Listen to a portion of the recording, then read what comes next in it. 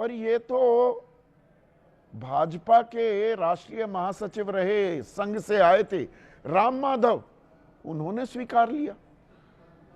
वो हडसन में थे, हडसन इंस्टीट्यूट वॉशिंगटन में, वहां दत्तात्रेय होसबाले वो भी थे, वो भी बोले नंबर 2 संघ के। पर राम माधव क्या बोले?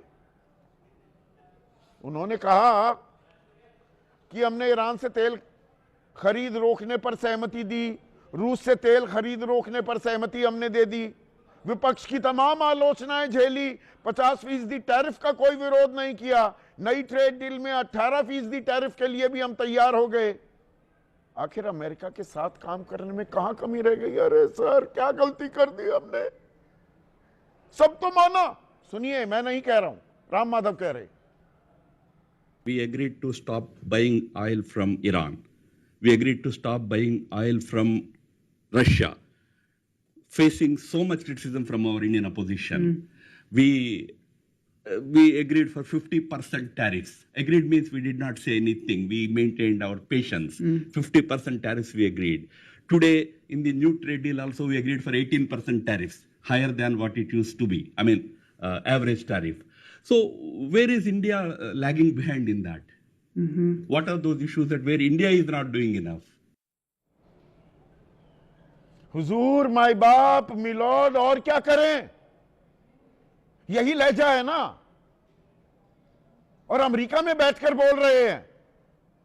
ये राहुल गांधी ने कहा होता, अब तक यहां बवाल मच गया होता, 24 घंटे की कारपेट बॉम्बिंग हो चुकी होती, 200 से ज्यादा चर्चाएं हो चुकी होती, कि फिर देश का अपमान कर दिया राहुल गांधी ने।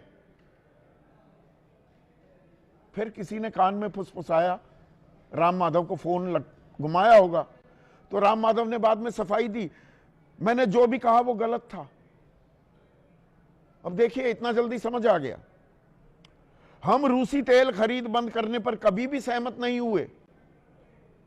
भारत ने 50% टैरिफ का पुरजोर विरोध किया।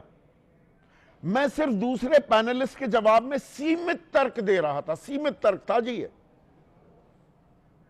लेकिन जो कहा वो तथ्यात्मक रूप से सही नहीं था। तो क्यों कहा? मैं इसके लिए क्षमा चाहता हूं। यह दरअसल सच्चाई बोल गए, और सच्चाई यह भी है कि आज की तारीख में 52 लाख भारतीय मूल के लोग अमेरिका में जाकर बस गए हैं और कमाल का योगदान दे रहे हैं वहां की अर्थव्यवस्था में। मैं उस तफसील में अभी नहीं जाना चाहता हूं, है मेरे पास सारे आंकड़े, पर उनमें से 40% कह रहे हैं कि भैया एमिग्रेट, इमिग्रेट नहीं, एमिग्रेट, वापस जाने का मन बना रहे हैं। 14% तो कह रहे हैं रोज मन में ख्याल आता है। ये भारतीयों के प्रति इस तरह की दुर्भावना, इस तरह की ईर्ष्या, इस तरह का विद्वेष अब नाकाबिले बर्दाश्त होता जा रहा है। और 26% कहते हैं गाहे बगाहे ये खेल समझ में आता है तो पीड़ा होती है, तो दिल करता है अपने मुल्क वापस चले जाएं। राहुल गांधी ने अब इस पर हमला बोल दिया है, मोर्चा खोल दिया है। वो कह रहे हैं राष्ट्रीय सरेंडर संघ है आरएसएस, क्योंकि दत्तात्रेय होसबाले भी वहां पर हैं। वो कह रहे हैं भारत के बारे में गलत प्रचार हो रहा है, अमेरिका में जाकर समझा रहे हैं।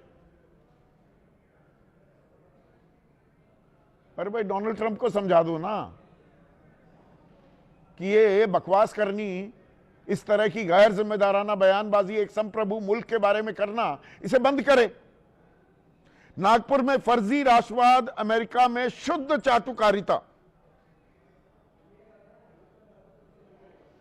अब कि करियर बर्बाद कर दूंगा, मैंने टैक्स लगाया 50%, 18%, ये बातें तो हुई। साथ में आपको ध्यान होगा, बेड़ियां लगाए भारतीय प्रवासी जो थे, वो चाहे अवैध रूप से वहां जा रहे हो, बेड़ियों में जकड़कर जहाज में बिठाकर दिल्ली और अमृतसर उतारे गए।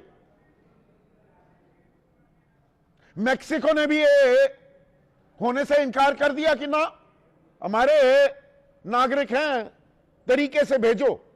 हमने कुछ नहीं किया। H1B वीजा की फीस 88 लाख रुपए कर दी थी, उसमें भी हम हाथ जोड़ते हुए दिखाई दिए थे।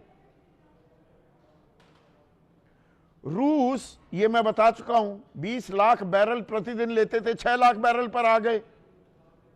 अब फिर से 20 लाख लेने लगे। अब बताया जा रहा हमने कभी मना ही नहीं किया। अरे ये तो 1 महीने की छूट दी, अब 1 महीने की और छूट दी गई है। ईरान से 2018 में, उस वक्त, आज की बात नहीं कर रहा हूं, 7 लाख बैरल लेते थे हम प्रतिदिन, वो भी रुपए में, 60 दिन का क्रेडिट पीरियड। वो मान लिया राम माधव ने, अमेरिका के दबाव में हमने बंद कर दिया, अब उनसे ले नहीं रहे। तो ये दोस्ती यारी तो बराबरी पर होती है, राष्ट्रहित साधने की बात होती है, या अमेरिका अपने हित साध रहा है। और इसी महीने में वो व्यापारिक समझौता भी हो जाएगा भारत और अमेरिका के बीच, जिसमें $500 बिलियन का आयात भारत में अगले 5 सालों में होना है। $500 बिलियन, 45 लाख करोड़ रुपए, 9 लाख करोड़ का आयात। अभी तक सिर्फ 3 लाख करोड़ का आयात होता है अमेरिका से। उसके लिए भी हम तैयार हैं, वो भी 18%।